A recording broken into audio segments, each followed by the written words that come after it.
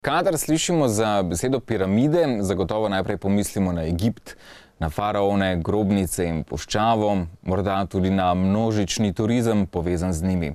In prav slednje, zaslužek od turizma, je morda razlog, da se poskuša za vsako ceno ubraniti edinstveno pravico do posedovanja piramid.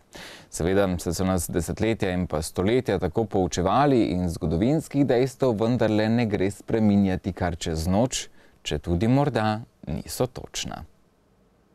Še nedolgo tega porušeno Sarajevo kaže danes povsem drugačno podobo. Visoke steklene poslovne zgradbe dajejo vtis, da smo v kaki svetovnih prestolnic in ne v eni od dežel nekdanje skupne domovine.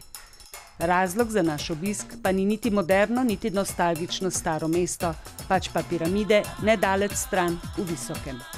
Odločili smo se namreč, da se osebno prepričamo o tem, kar smo slišali na predavanju v Ljubljani in Mariboru od dr. Semira Osmanagića, avtorja knjig in odkritij piramid, ki prepričljivo zagotavlja. Broj 1, ovo su prve piramide u Europi. Broj 2, one su najveće na svijetu. Broj 3, oni imaju najprecizniju orijentaciju stranica na svijetu. Broj 4, one imaju betonske blokove koji je najkvalitetniji beton na svijetu. I broj 5, vidimo da su najstarije na svijetu. Mnoge znanstvene raziskave v času vsakoletnih volonterskih delovnih akcij so potrdile, da gre nedvomno za delo človeških rok in ne narave same. Raziskave na osnovi vzorcev betonskih plošč kar 4 različnih svetovnih inštitutov so pokazale, da trdnost betona kar za 30% prekaša današnje sodobne betone. Ovo tlo je oko 12.000 godina. Oko. Dakle, plus minus 20%.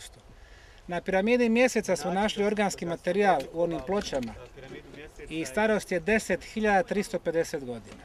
Kdo ve, iz kakšnega razloga, kljub velikemu zanimanju svetovne strokovne javnosti in tudi največjih medijev, lokalna in državna oblast še zmeraj ni naklonjena tukajšnjim raziskovanjem, zato dela potekajo v nekaj kilometrov oddaljenih podzemnih tunelih, za katere obstajajo čvrsta predvidevanja, da vodijo do piramid. Ja sam najviše ponosan kada držim predavanje, a onda sljedeći put vidim da oni koji su me slušali dođu visoko u Bosnu. I onda ostaju impresionirani sa mnom, sa ovim čudima koje imamo ovdje u srcu Europe. I Bosna zbilja jeste zemlja čuda. U Visokom se nalazi najveći kompleks piramida na svijetu i najveća mreža podzemnih tunela i prostorija. I upravo se u njoj nalazimo. Mi smo na dubini negdje oko 350 metara od ulaza, 25 metara ispod površine. Kada mi pravimo rudnike, nakon 50 metara više ne možemo da dišemo normalno. Ali ovdje drevni su narodi imali inženjerska znanja da naprave cirkulaciju zraka, da je zdravije biti unutra nego vani. Če na kratko strnem, sem prav zadovoljen, ker da sem se tega projekta lotil. Jaz bom točno analizo sicer naredil na osnovi programov, ki jih imam pri tej kirlianografiji. Tudi prvih 65% mi pokaže, da so se energetska polja ljudi povečala, kar pomeni, da je nekaj vplivalo na to povečanje. Jaz sem tukaj že drugič. Drugič sem pa zaradi tega, ker me je prvič izredno impresioniralo, kar sem videla v samih tunelih in po naravi sem izredno radovedna, zato sem rekla, grem še enkrat pogledat.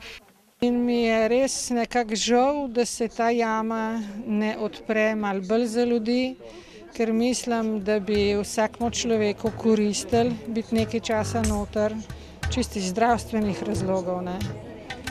In sem prav prijetno presenečen nad videnim, nad čutenim, tako da verjetno to ni moj zadnji obisk tega konca.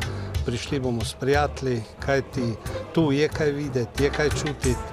Raziskovanja, ki jih vodi dr. Osmanagić na vsakoletnih taborih imenovanih Mrav ali Mravlja po naše, so odprta za vse in prihajajo prostovoljci z vseh koncev sveta.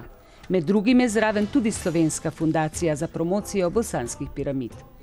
Ker želimo in bi želeli pravzaprav, da bi se to ponovilo v vseh državah okrog Bosne in še dlje. Tam, kjer je Semir predaval, tam, kjer Semir potuje, tam, kjer Semir uči in navdušuje. In v Sloveniji nas je navdušil, zato smo ustanovili fundacijo. In zato želimo, da se v fundacijo vključi čim več zainteresiranih, željnih znanja, željnih vedenja ljudi. Eno od bosanskih piramid je dr. Osmanagić poimenoval piramida ljubezni. Naj izžareva svojo moč, ne le po Visoški dolini, pač pa širom naše zemlje in celotnega vesolja.